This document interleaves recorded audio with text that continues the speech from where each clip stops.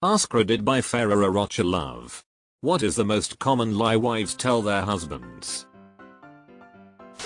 I don't want the last piece, you can have it. My partner eats about 4x as much as me, and every time we are eating out and I get full he finishes mine. I never complain because I don't want to be greedy and I love him, but man, I wanted those leftovers. I am fine. No husband worth his salt believes that shit. More serious, but if I know something is important to my husband, and I don't care at all, I will white lie about it. Like if he asks, can you tell the difference in my ab muscles? I have been doing a new routine. Even if I can't tell, I will tell him that I can totally see the difference. I think men do this with their wives too. Yes. I love your new haircut. Sometimes my husband shows me replays of his videos games and I genuinely cannot tell what I'm supposed to be impressed by because I'm not into those kinds of games. I still oh and wow over it, and he appreciates it even though he knows I'm not actually amazed by it. He returns the favor when I show him my latest craft project I'm proud of that he couldn't care less about. Sometimes we just need that appreciation that sounds genuine. I always ask my wife if I am the only one she's ever been with. Yes, she says, all the others were 9s and 10s. On our wedding night I asked my wife, am I your first? She said, why does everyone always ask me that? There is enough space in the closet for both of us. No, there's not. I'm a firm believer that a happy, healthy marriage begins with separate closets. I won't even go down the plant aisle. I have no more room for plants. So don't worry, I will come home only with the listed items. Do you see plants anywhere on the list? No. So no plants. I'm not even thinking about plants.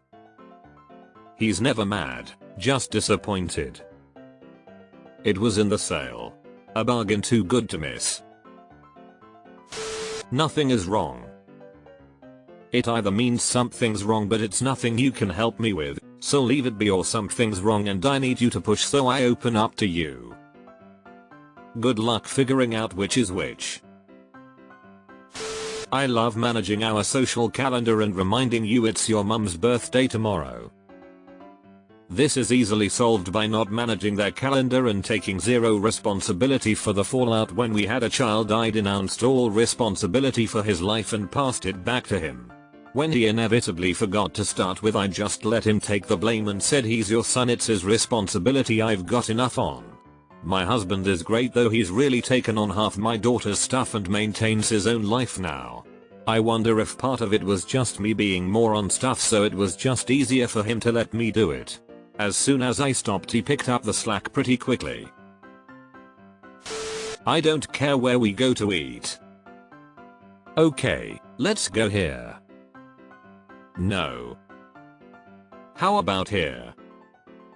No. Here? No.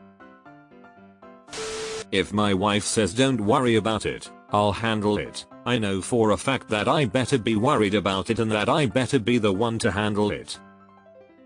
It's too late at that point, mate. You already effed up by letting it get to that lol. I don't know. I find playing dumb has saved my butt many times. When I'm wanting to avoid his temper or just cheer him up in general, I ask questions about things like Star Wars or DeLoreans. No, I'm not upset you forgot to do the dishes. I'm always upset, but it doesn't do any good to fight over it. He is forgetful, but at least he rarely needs to be reminded twice. No, it's fine that you forgot after promising that you would do them. Narrator, it was not, in fact, fine. It didn't cost that much. Please don't lie about spending.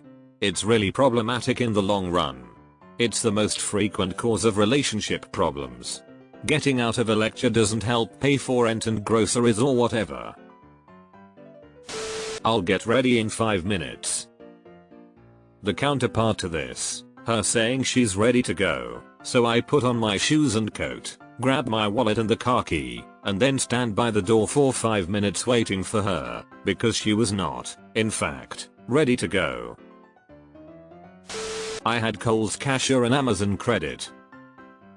I've known for years that the $350 juicer we never used didn't only cost $70 after Kohl's cash and coupons. No, everything is fine, I'm just tired. Really, I'm just overwhelmed and disappointed, and you'll have an emotional breakdown or fight with me if I discuss everything with you, so it isn't worth it. Husbands say this plenty as well. Hell, I say it. But most of the time it's to figure out if my feelings are valid or if I'm just being an a-hole.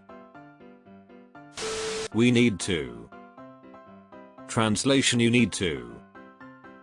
We should equals you need to. Whatever, go ahead, have fun. As a woman, this one confuses me a bit. I can't think of a situation where I'd use this with my boyfriend.